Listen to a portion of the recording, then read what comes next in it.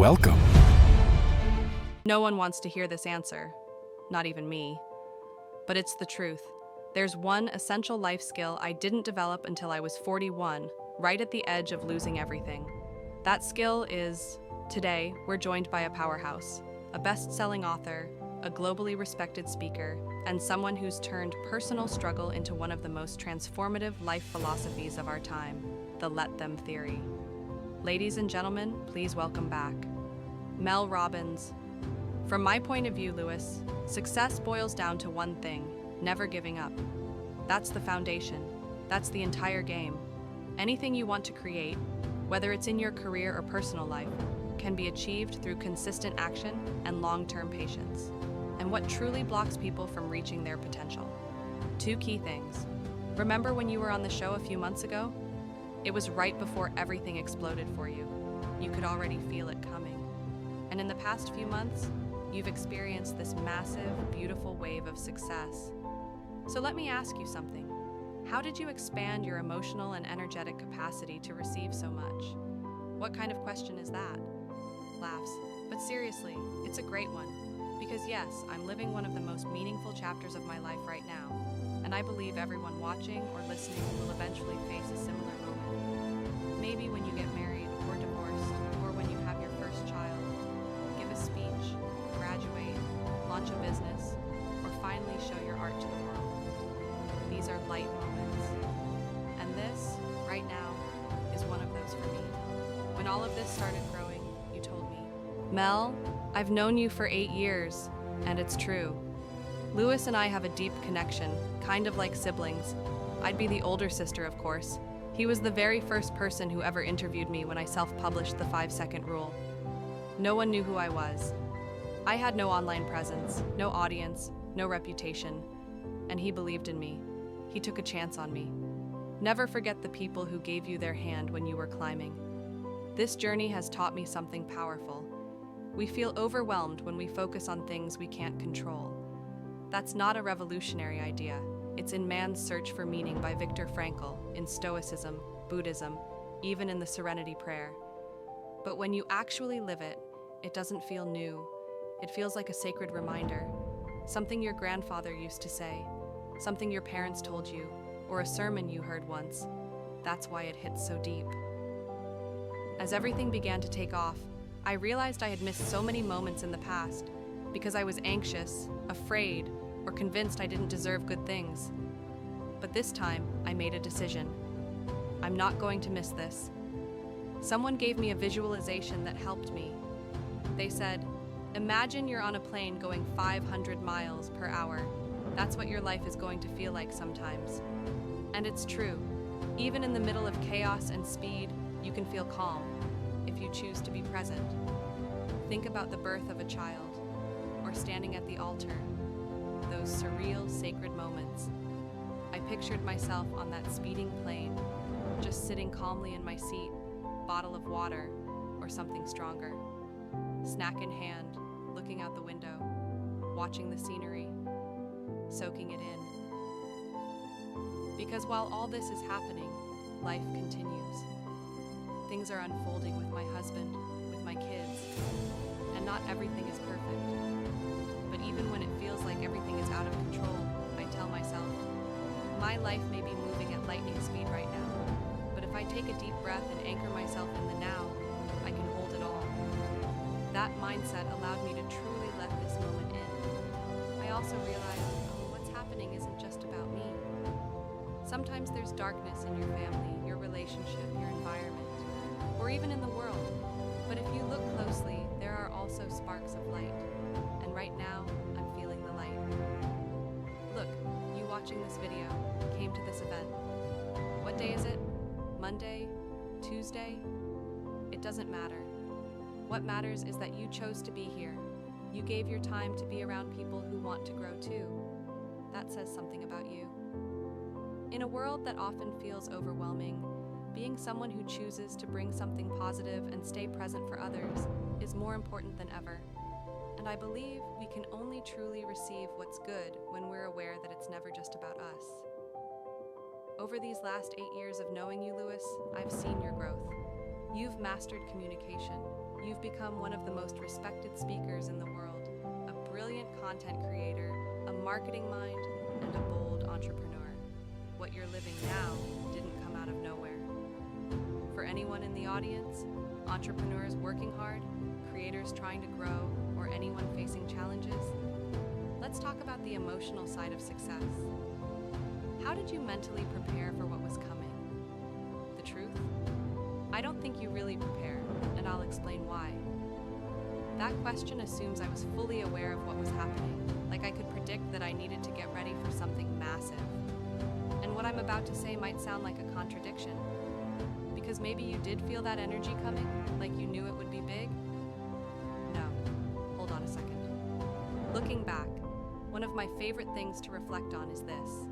Whether it's business, building a social media community, or launching a creative project, success almost always comes down to one thing: persistence, the refusal to quit. That's the real core of it. There were so many things I got wrong. I mean it. Take my talk show, for example. It got canceled. Why? Because it just didn't work. Honestly, it wasn't good. Oh my God, I love you for being that honest. But it wasn't your fault.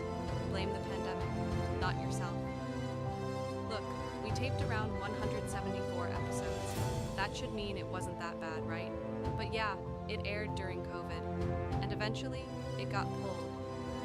You're being way too hard on yourself. Seriously, I'm just being real. When you don't have an audience, when people don't tune in, the revenue's not there, and when the money stops, the show ends. That's business. But that doesn't mean it wasn't worth doing. Let me go deeper on that. A lot of the things we create aren't born out of brilliance. They're born out of necessity. Some of the tools I'm going to share today, they came from moments when I was just trying to survive. Back then, I was just trying to pay the bills, trying to get out of debt, trying to keep going. Every time I felt like quitting, I gave myself a little pep talk. I told myself, this is not how my story ends. I refused to believe that this was the finish line, even though I felt like it was, even though I thought I had made terrible mistakes, lost money, that it was all falling apart. I kept saying, I just need one more turn, one more shot. That became one of my core tools. The other, something I call mental time travel, a technique where I travel to the past or future to make sense of the present. Look, I don't know exactly where you are in your life right now. Maybe you're launching something, rebuilding, or just trying to stay afloat. But here's what I do know. It's easy to look back and connect the dots, to say, now I get it. That happened so I could grow, so I could become stronger, and that's a crucial skill. Being able to understand the past while projecting yourself into the future. That's what strengthens your belief in yourself. It's what allows you to trust that, even if you don't yet understand why you're going through something, that moment is just another brick in the path of your life. Whatever lesson this experience is here to teach me, no matter how hard it feels, how painful it is, or how unfair it seems, each of these moments is part of the journey that will lead me to something even more meaningful. That's how I managed to build what you mentioned earlier, even though I never imagined something like this could be possible. I have big dreams, just like all of you who chose to be here on a Tuesday night, right? You're betting on yourself, learning, surrounding yourself with people who want to grow, just like you. And even though I had big dreams, this went far beyond anything I thought was possible. It's crazy, in the best way possible. It's beautiful. I'm amazed and so grateful. What was your intention when writing this book? Did you have a specific number in mind about how successful it might be? Because clearly that number's been blown out of the water. I always thought writing a book would be amazing, but I had never done it before. I wasn't even thinking, I want to sell 10 million copies. Come on, who sells that many books? Who even reads that many books these days? That was never the point. This is about something beyond the 322 pages of the book. It picked up momentum at a time when so many people needed to refocus on what they can control. It's a guide to help protect your time, your energy, and focus focus on what really matters, away from the noise. In my entire life, I've never felt something was so timely or relevant as this. And I never, ever thought it would reach this far, Lewis. I never thought I'd be someone that this many people would know, or that my work would have this kind of reach. I know the impact that the 5-second rule had. It's reached people in every corner of the world. We've received messages from over 1,000 people saying they didn't take their own lives because of that tool. They used it in a life or death moment to pause and ask for help. To me, there's nothing more meaningful than that, to create something that truly changes or even saves someone's life. And the fact that this new tool has reached even further leaves me speechless. We were talking about that documentary, The Weight of Gold, about how many Olympic athletes sabotage themselves after winning the gold medal. Some say, I can't top this, I won't write another book. Is that how you feel? No, that's not it. The real question is, how did you stay connected to yourself so you didn't sabotage your success? How did you accept that you deserve this? That you're worthy of it? Honestly, I don't even think about it. You know why? Because I'm very aware of how much work we put into that book, me and my daughter. All the research, all the expert interviews. I have no doubt that I deserve this. I'm incredibly proud of the impact the book is having. It's exciting to see people reading it, especially in a time when nonfiction and personal growth books aren't always a priority. I honestly can't believe it, and I know people are sharing it with others. That's why I say this is more than a book. It's a symbol of hope, a sign that people are looking inward, seeking to grow. And when that happens, it creates a ripple effect. As for me, I just feel lucky. We live in Vermont, you know? I couldn't live in LA. It's peaceful, trees, mountains. We raised our kids in Boston and then moved to southern Vermont. All this success, it doesn't run my life. In fact, sometimes I even forget it's there. We live a very simple life. When you wake up and find bear poop in your driveway, or you buy your food at the hardware store, you realize no one really cares about any of that, and honestly, neither do I. So I stay away from the noise, the media chaos, all that stuff that could throw me off course. And since I don't keep it in front of me all the time, I just don't think about it. But I know your story from your 40s. I remember you had something like $800,000 or $1 million in debt just 19 miles from here, near Framingham. Your husband had restaurants in Boston. How do you rebuild your confidence after a financial collapse that big? How do you keep bouncing back without saying, I'm a failure? This is the part everyone hates, because it's not a magic trick, it's not a pill, it's not something that works overnight. What changed my life was forcing myself out of bed when I didn't feel like it. Because that's a skill I didn't learn until I was 41 and on the verge of losing everything.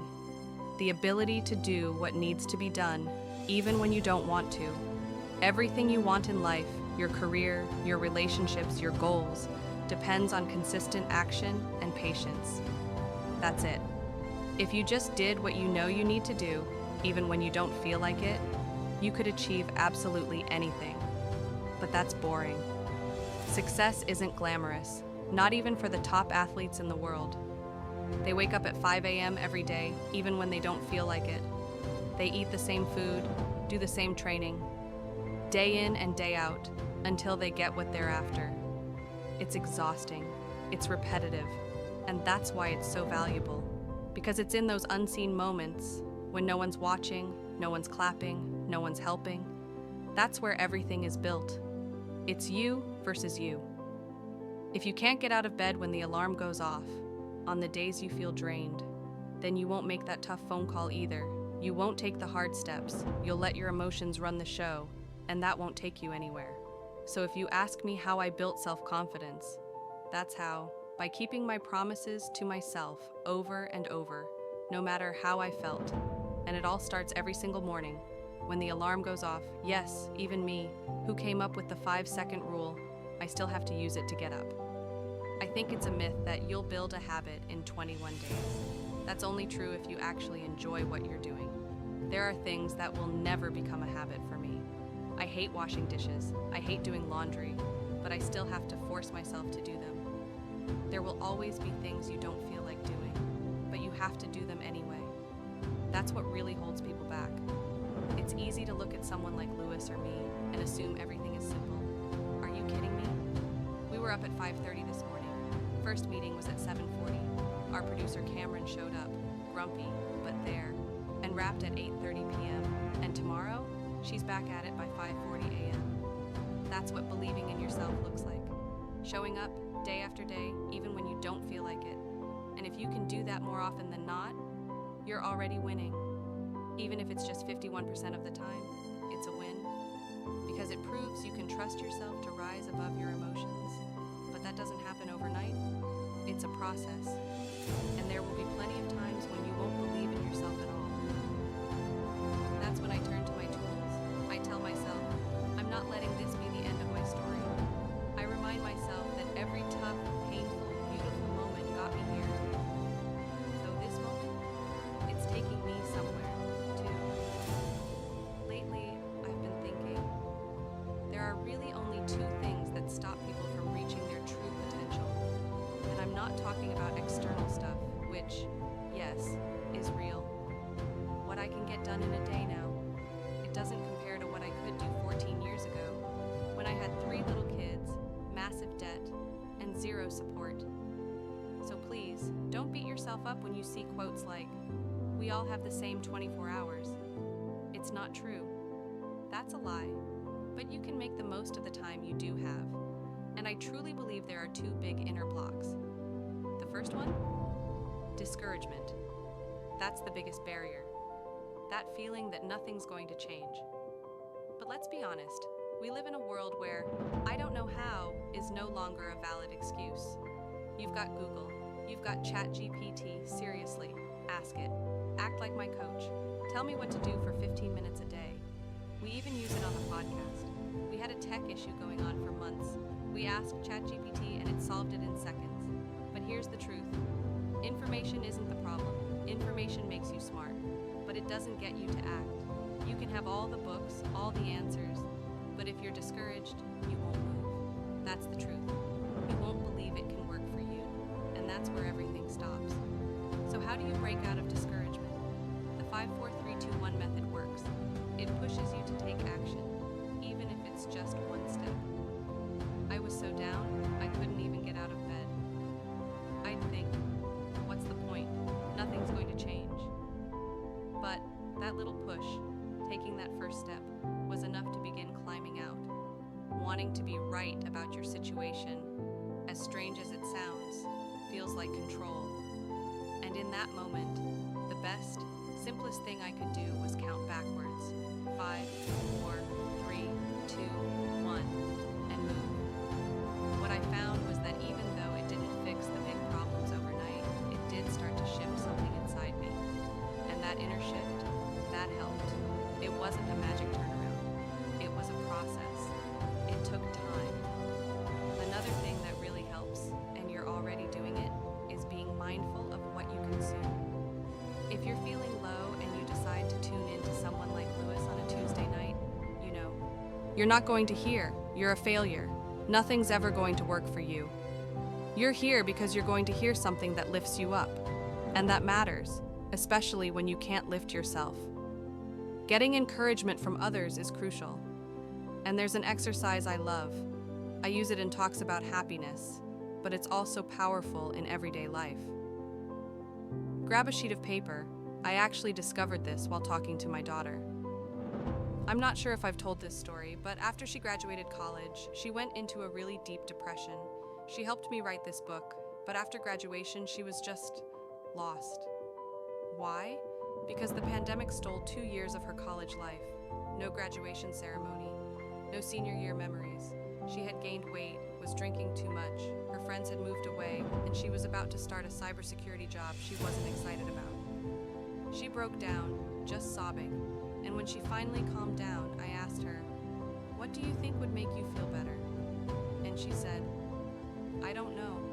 I have no idea what would make me happy." So I told her, "All right, let's do this. Grab a piece of paper and draw a line down the middle. Think of a time in your life when you felt really happy. Doesn't have to be the happiest, just a time when you felt good." She said, "My senior year of high school." And And my first thought was, wow, that was years ago. But I didn't say it, I said, great. Now describe a typical day back then. What time did you wake up? What did you eat? What did you do during the day? Who were you around? And she told me, I'd wake up at 6, go to school, hang out with my friends, go to lacrosse practice. I was dating someone, we'd party on weekends, and I was excited about college. I said, you see why you felt good? Now let's describe your current day. She was waking up at 1 p.m., hungover, no structure, feeling physically off, not exercising, not seeing her friends, and nothing on the horizon she was excited about. That contrast gave her a clear map of what actually makes her feel good. We forget the basics sometimes, but when you do this exercise, you can clearly see what kind of routine helps you feel like yourself again. I heard this once. If you feel lost or stuck, the most important project you can work on is you. And that could mean getting healthy, learning something new, getting your finances in order, reclaiming your free time, starting a YouTube channel, getting into affiliate marketing, launching a podcast, or getting a real estate license. When you decide that you are the main project, you create purpose, direction, and energy. And that elevates everything. Have you ever had a moment where everything looked great on the outside? Your career, your finances, your public image. But inside, you just didn't feel good? Are we talking about my 20s, 30s, 40s, even my 50s? I've had many seasons in life where everything seemed perfect. Business was booming, people were praising me. And yet, I felt completely empty inside. And I know I'm not alone. It happens even when you make it. Because if you haven't done the work on yourself, if your relationship with you is broken, nothing external will fix it. It's like wearing great clothes. You might look good on the outside, but if deep down you still hate yourself, if you're still punishing yourself for past mistakes, if you're holding on to old pain as an excuse not to be happy, no amount of success will ever fill that void. I started working on my relationship with myself way too late, but thank God I finally did. And that's a mistake so many of us make. We wait. There are incredible therapists and researchers who speak on this. I'm not one of them. I just lived it. I hated myself. I dragged my past mistakes around like chains. I felt guilty all the time, like I was a bad person. So many of us chase achievements thinking that once we hit 1 million followers, or make the money, or buy the dream car, or get accepted by the right people, then we'll be happy. But that's just a mask. What truly changes your life is how you feel about yourself. And the sooner you start investing time and energy into healing that, into learning from your mistakes, forgiving yourself, forgiving others, the faster you can move into the next chapter of your life. That is the most valuable gift you could ever give yourself. A complete reconciliation with who you are. And I mean that from the deepest place in my heart. I know for sure I wouldn't be where I am right now if I hadn't done that inner work. There's no way I could be living this chapter of my life if I was still self-sabotaging or running from myself. And believe me, I've done all of that. I know what it's like. The biggest thing holding you back is not the outside world. It's the way you treat yourself. And if you're not willing to look honestly at what you're carrying, at what still hurts, at what you haven't forgiven, in yourself or in others, then no matter how successful you become, you won't feel fulfilled. It's like building a castle on sand. That's why, when people ask me how I got here, the truth is, most of the journey had nothing to do with strategy, social media, or marketing. It had everything to do with sitting down with myself and saying, no more running, no more pretending, no more searching outside for what can only be found within. So if you're listening to this and going through something tough, if you feel lost, frustrated, confused, or angry at yourself, I get it. I've been there, and I want you to know that you can come back from that place, but not by waiting for someone or something to save you. You come back one step at a time, one step, even when you don't feel like it, one step, even when you're full of doubt, because that's how change begins. It doesn't happen like magic. It happens through consistent action, through choosing to keep moving even when you don't see the results right away, through making small decisions that build the life you actually want to live. That, I promise you, That's what transforms everything. Success, as I see it today, isn't about follower counts, book sales, or viral interviews. It's being able to look in the mirror and say, I'm proud of who I'm becoming. And if you're on that path, even if today is just the beginning, you're already succeeding. Yes, this takes work. But my identity is no longer wrapped up in the podcast, or the book, or external validation. It wasn't until I found peace with myself, the kind of person I am, and forgave myself for past mistakes, instead of constantly waking up in guilt and trying to compensate, that I finally found clarity and calm. And you know what? It's powerful. It's proof of what's possible. But honestly, it doesn't change how I see myself, because truthfully, I never thought it was possible to feel okay with who I am. That's how badly I used to treat myself. So when did I realize I was finally on that path? When did I say to myself, I'm okay with who I am, no matter what happens with my career or my bank account? Honestly, I didn't even realize the shift had happened. Not until this project took off, and I noticed I wasn't attached to the outcome anymore. That realization came just a few months ago. I've been pouring a lot of energy into looking back, analyzing things from my childhood, the messy behaviors I adopted to cope with life, especially in my teens and 20s, even into my early 30s. Like what? How much time do you have? Honestly, everything. Substance abuse, lying, deception, manipulation. Sometimes I run into ex-boyfriends and the first thought in my mind is, oh my God, I'm so sorry you knew me back then. It took me years to realize I was carrying unprocessed childhood trauma, memories my mind had blocked. I had an undiagnosed form of ADHD that made me impulsive. I engaged in risky behaviors, shoplifting, manipulating people who genuinely cared about me. And yes, I used to blame myself for everything, every single day. I was the kind of person who'd send a text, and if I didn't get a reply quickly, I'd spiral. Did I upset them? Did I say something wrong? Are they mad at me? That was my mind. But eventually, I began to understand. I listened to experts, just like you're doing now, and one day I paused and asked, why do I always assume it's my fault? Why am I so hard on myself? Why can't I just be still? And that has two sides. If you're building something, leading something, you need drive. You accept the pressure, the long hours. But what I discovered is that without realizing it, I was running on autopilot. Always. Busy.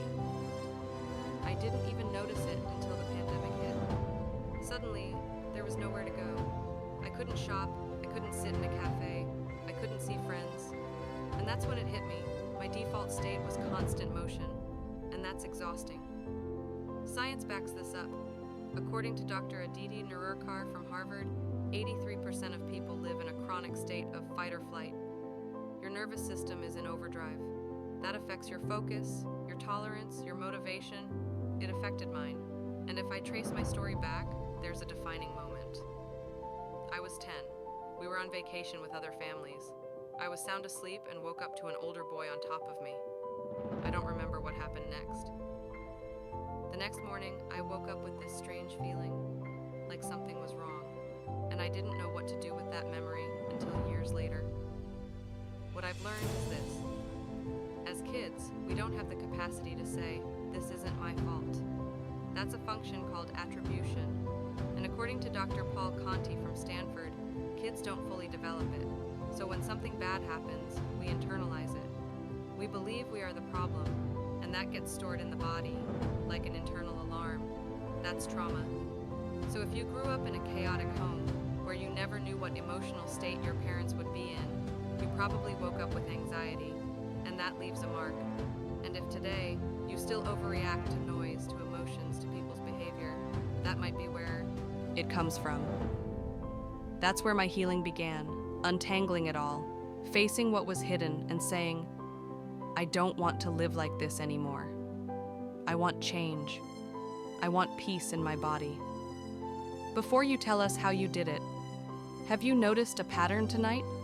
We've been talking about memories and the meaning we attach to them. Our memories shape our beliefs shape our actions, until we stop and ask, why do I react this way? Where does this emotion come from? What story am I telling myself? Yes. And for me, I had to go beyond the mind. I had to go into the body. Because even though the memories live in your mind, the discomfort is stored in your nervous system. Right, the physiology. Exactly. Am I calm, or am I like a car revving its engine while in park? Because that's how I felt, non-stop. And as impossible as it sounds, what surprised me was my body learned a new way to exist. It didn't take forever, not as long as I feared. The first step to feeling safer in yourself is to be brutally honest and admit, I don't want my life to feel like this. You can expand that. I don't want my job, my body in the morning, my relationships, or my stress to stay like this. The moment you admit something isn't working, you're already on your way. Then write it down. Be specific. For me, I hated waking up with fear and anxiety. I felt on the edge of an emotional breakdown 24/7. Once I understood that much of it stemmed from my nervous system, I realized it can be rewired. And the good news is, there's no one-size-fits-all solution. There are many tools, and you can try different ones depending on the day. Picture your nervous system like the wiring inside a building. You can't see it, but you know the lights are on. When I get overwhelmed, it's like the lights flicker. That's a signal something's short-circuiting inside. It doesn't matter if it's from childhood or something I can't even remember. What matters is recognizing that something is happening. So my job is to find the switch that dials it down.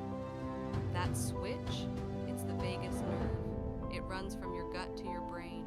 It controls the shift between stress and calm. So how do you activate it? Singing, humming, which is why you can't have a panic attack singing in church, cold plunges, deep breathing, meditation. And if you need more ideas, just ask ChatGPT. Act like the world's best psychologist. Give me 2 ways to calm my nervous system every day. Some days you'll think it won't work. You'll feel zero motivation. That's where the 5-second rule comes in. And if you've ever tried to control others just to feel less stressed, welcome to the club. We all do it. We try to control our kids, our partners, co-workers, the world, because not being in control makes us anxious. But the need to control is actually what's stealing your peace. Let me tell you something. One time my friend Lewis told me 5 more minutes at an event, and those 5 became 11. I couldn't do anything about it, and it triggered me. But I took a breath and told myself, let it go, let it go. And I allowed myself to be present, to feel proud of my friend. Have you ever gotten upset waiting in line or when traffic shuts down a road? I know the feeling. But trying to change other people's behavior just to calm yourself, it's a losing game. If I think about past relationships, whenever someone broke up with me, I'd scramble to regain control. I'd change my look, beg them to come back, all to avoid feeling pain. And yeah, that pattern held me back for years. I tried to control everything, people, outcomes, situations, but then something clicked. My mom had told me, let them my whole life. She even has a pillow that says it, but it finally made sense at my son's prom. I wanted everything perfect. His boutonniere, his suit, the weather, I was spiraling. Then my daughter looked at me, poked my arm with her fake nails and said, you're being annoying. Let them. That phrase hit like a wave. Let them. It's his prom, not yours. And I asked myself, why does this matter so much to me? And from then on, I started using that phrase everywhere. Home Depot, traffic, life. It started as a podcast episode. It went viral. People got the phrase tattooed. And even though I didn't plan to write another book because I have dyslexia and ADHD, something in me needed to, and what came out was deep. Stoic wisdom, real tools. I spoke with Martin Luther King Jr.'s son. He told me, choosing peace isn't giving up. It's power. That's the message I want to share. Let others be who they are and focus on what you can actually change. Because in life, there are only 2 real enemies, discouragement and self-doubt often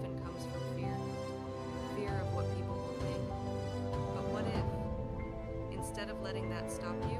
You just did what you know you're meant to do. You could have the perfect AI-generated morning routine, but if you don't let others do what they're going to do, you'll stay stuck. All you need is to do your part every morning, even if you don't feel like it. I'm grateful for Lewis. We could see each other as competition, but we're allies. If you see your peers as rivals, you're missing the point. They're the only ones who really understand your journey. Support others in your field. Celebrate their wins. Mention their work. That's how abundance is built. That's how communities grow. That's how we all rise. And if one of my friends ends up in the #1 spot, amazing. Because it's not about being the best, it's about giving your best. Subscribe to his podcast, buy his book, and if you have a second, leave a review on mine too. Thanks for listening. If anything you heard today helped you, share it in the comments, and never forget, don't compete. Collaborate. True freedom is in letting go and moving forward.